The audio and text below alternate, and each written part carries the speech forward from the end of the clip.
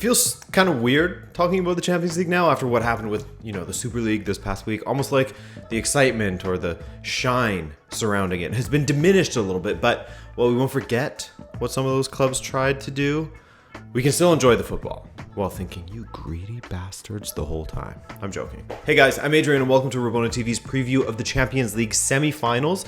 And don't worry, the predictions are in there as well. And if you're trying to watch the Champions League semi-finals, but the streams you're looking for are region locked, well, our friends at Surfshark are here to help. Surfshark is the service I've been using for quite a while now, on my phone and on my computer, since there's no limit on how many devices you can use on one account. That's a big W. And it's been a massive help. Throw it on your computer, your phone, your Apple TV, Fire Stick, even your PlayStation or Xbox. You can anonymously dish out beatdowns on FIFA or Rocket League, the superior football sim, and that's a fact.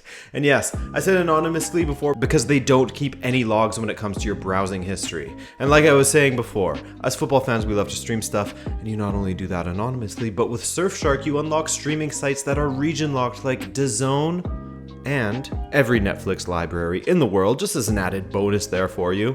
Surfshark also offers a 30-day money-back guarantee, so it's risk-free.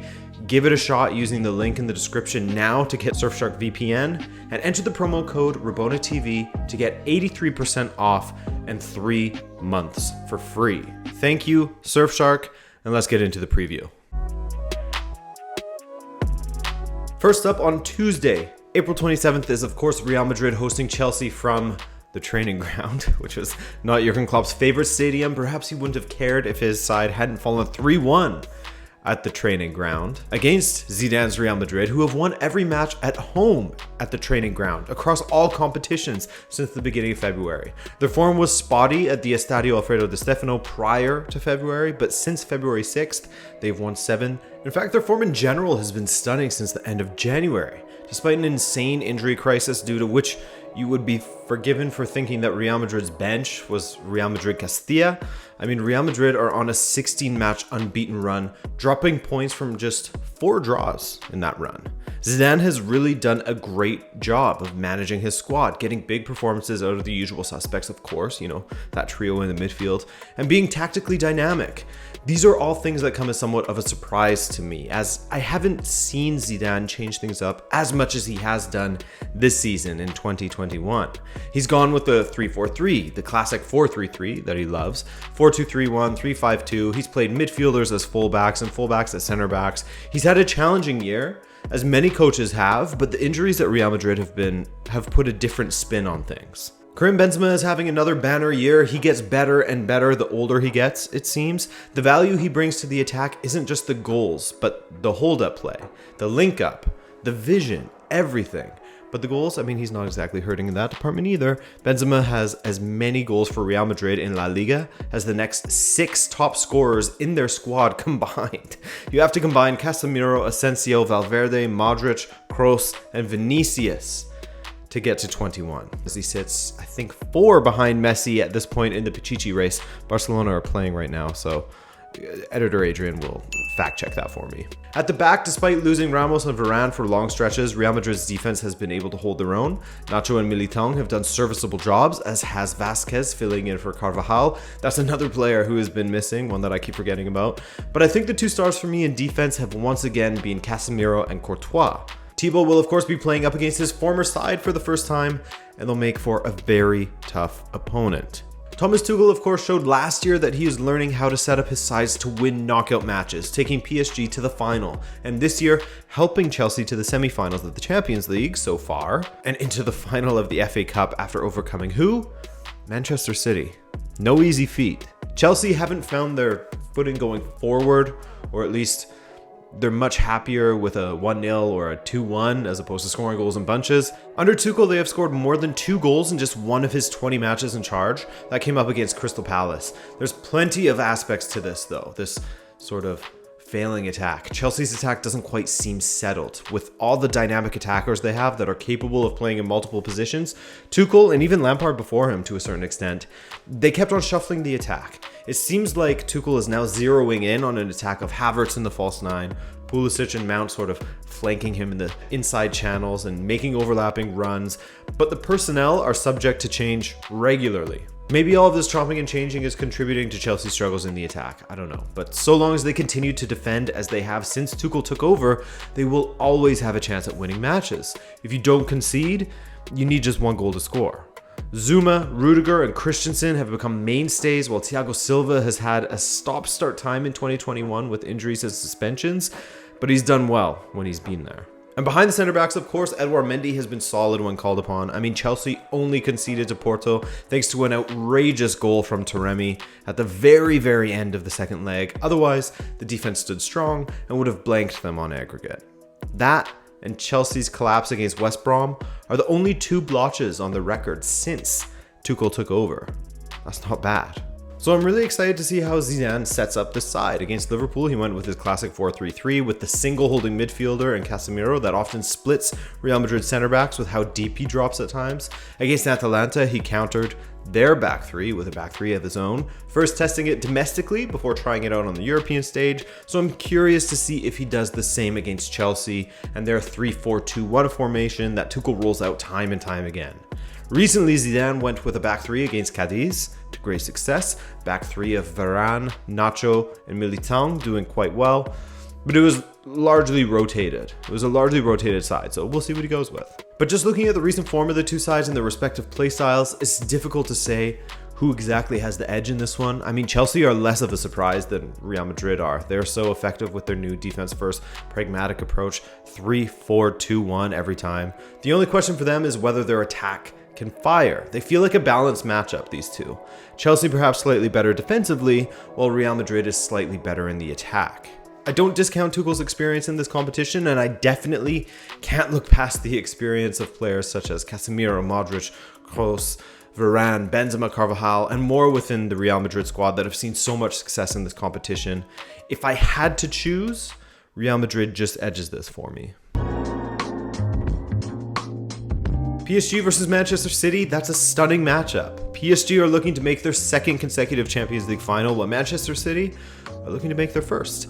This is the battle of the two clubs that have won everything domestically, have at times very much distanced themselves from all challengers by a healthy gap over the years in their respective countries, have very ambitious owners, but for one reason or another, fall flat in Europe. That can absolutely be said of Man City, but is only a half-truth, I guess, for PSG. With some better finishing last season, PSG may have stolen that final from Bayern Munich. But for Pep Guardiola and City, they will definitely be feeling the weight of the semi-final. I mean, they would have felt the weight of the quarterfinal before that, as moving beyond that stage was something this City side under Guardiola had failed to do on so many occasions. With every other club, Guardiola never failed to make the semi-finals in the Champions League, and when he made the finals, he has won. So, City, if you make the final. And City across this entire season have been one of my favorites to win it all. With how fluid their attack can be, there's dangerous players everywhere, and Gundogan is a testament to that. And the way Guardiola has this team defending, they were impenetrable while their attack lagged. Then they were impenetrable while their attack flourished, and now they're somewhere in between. They've shown that on their day they can be the best team in Europe. Well, on another one, they'll lose to Leeds, or Manchester United, or Chelsea, most recently in the FA Cup semi-finals. In fact, Chelsea showed just how City can be countered. Yes, it was a City without Kevin De Bruyne, who may make his return against PSG actually, but I'm sure Pochettino will have taken notes, just as he will have taken notes on how United had done it, or Leeds had done it, even Dortmund to a certain degree.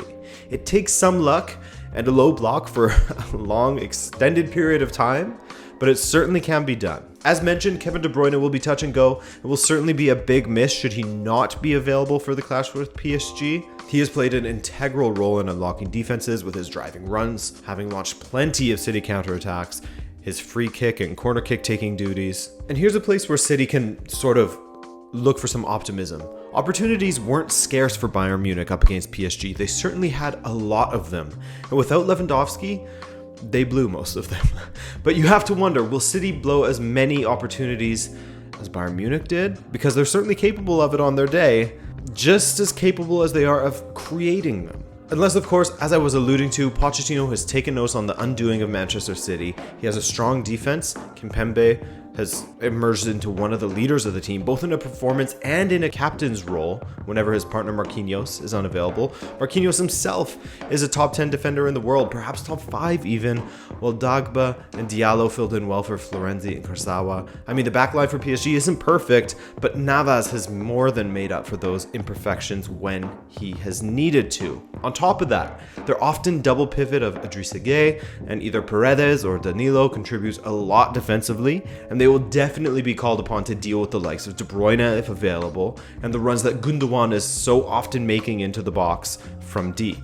And I mean, the same could be said of Manchester City's defense, rock solid as well, much like the rest of the final four of this competition. Every team is pretty good defensively.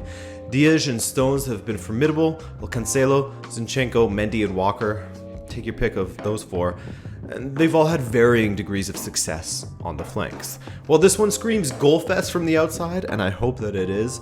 This isn't the City of old that scores 4 or 5 goals for fun. Guardiola has done well to try and balance the attack, that attacking verve with his improved defense. City have shown that they can be frustrated by a team that defends well, overloads the midfield, and is economical with their chances, and PSG have certainly done that in the last 2 iterations of this competition. And I've barely spoken of him, but this is a Pochettino side. The man who famously took a much worse Tottenham side beyond Manchester City and into the final of the Champions League. He's been there as well. He's been to the final, and he's certainly familiar with Pep Guardiola at this point. Guardiola often got the better of him, but I mean, let's be real. City has been getting the better of Tottenham more often than not in the last few years. I don't know what it is, but I remember back when Bayern Munich made the final of the 2012 Champions League, only to lose to Chelsea at home, and then come storming back to win it the next year. And I'm not sure what it is, but this PSG side gives me the same sort of feeling when it comes to getting burned last season, learning from that, and coming back stronger the next. Plus, you factor in the magic of Neymar and just how few opportunities PSG need in order to hurt you, whether they come via Di Maria, the mercurial Mbappe. And I see PSG making the final for their 2nd consecutive season. It's going to be close. Both of these semis are very well balanced, but I see PSG just edging it. So there you go, a quick look at both ties as the semis start very soon, next Tuesday actually. The names involved are certainly sparkling, and here's hoping the matches sparkle as well. If you enjoyed this video, then do me a favor and drop a like or subscribe if you're new. My name's Adrian, this is Rabona TV, and we'll catch you on Monday. Ciao.